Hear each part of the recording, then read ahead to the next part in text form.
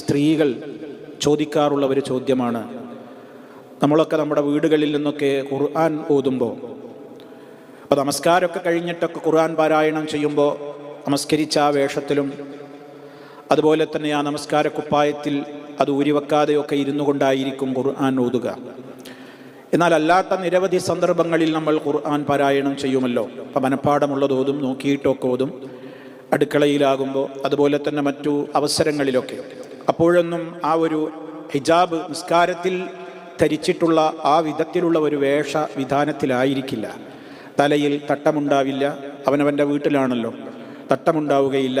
അതുപോലെ തന്നെ ഹാഫ് കൈ മാക്സിയോ അതല്ലെങ്കിൽ മറ്റു ഡ്രസ്സുകളൊക്കെ ആയിരിക്കും.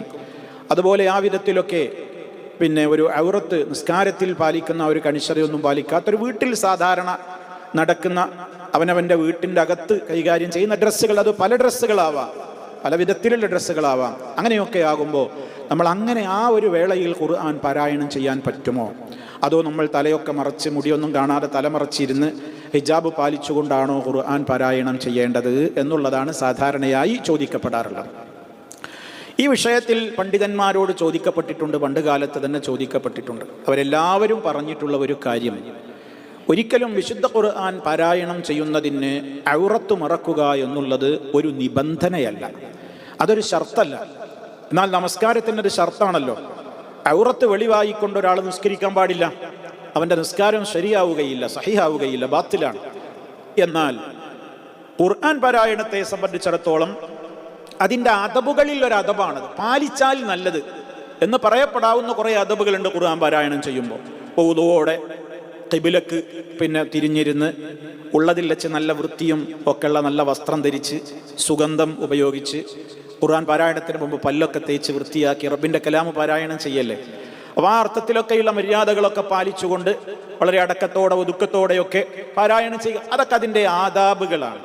ആ ആദാബുകൾ പാലിക്കുന്നുവെങ്കിൽ നല്ലത് തന്നെ.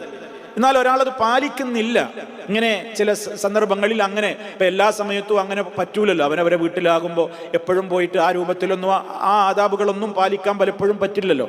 അവനവന് സമയവും സൗകര്യമൊക്കെ കിട്ടുമ്പോൾ ചിലപ്പോൾ അങ്ങനെ ബൈഹാട്ടുള്ളത് ഓതും. അതുപോലെ ഇരുന്ന് വീട്ടിൽ എപ്പോഴാണ് സൗകര്യം കിട്ടുന്നതെങ്കിൽ ഇരുന്ന് ഓതും. അപ്പോൾ വസ്ത്രത്തിൻ്റെ കാര്യത്തിലൊക്കെ പ്രത്യേകിച്ച് സ്ത്രീകൾ, അവർക്കാണല്ലോ ഇത് കൂടുതലും ഉണ്ടാവുക. പുരുഷന്മാർക്കും സംഭവിക്കാം, ചിലപ്പോൾ അവർ ഷോർട്ട് മാത്രം ധരിച്ചിരിക്കുന്ന അവസ്ഥ ഉണ്ടാവും.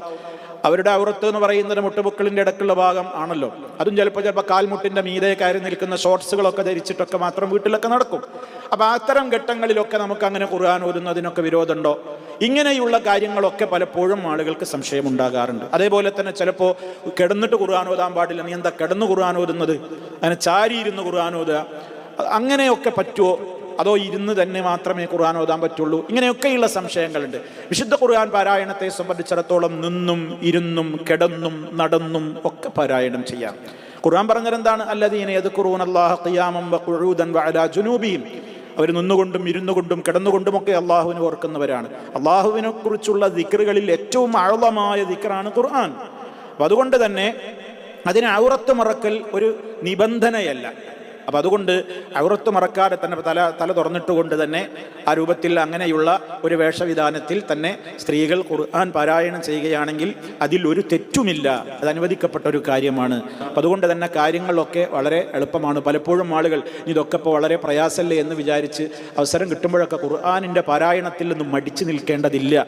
നമുക്കിത്തരം അവസരങ്ങളൊക്കെ കിട്ടുമ്പോൾ നമുക്കതൊക്കെ ഉപയോഗപ്പെടുത്തി ആ ഭക്തിയോടുകൂടെ നമുക്കത് പാരായണം ചെയ്യാം.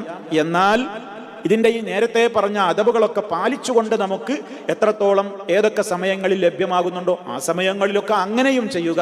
അതിൽ നിന്ന് നമുക്ക് കൂടുതൽ ആ ഖുർആനിനോടുള്ള ഒരു അദബ് പാലിച്ചു എന്ന് നമുക്ക് കാണുവാൻ സാധിക്കും.